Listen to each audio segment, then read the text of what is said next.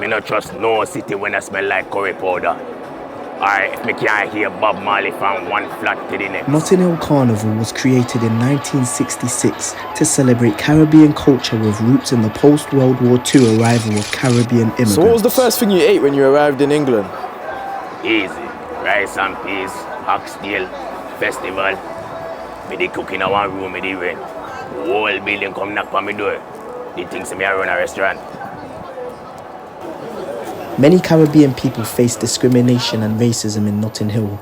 Claudia Jones created the carnival aiming to unite the community and counter negative perceptions.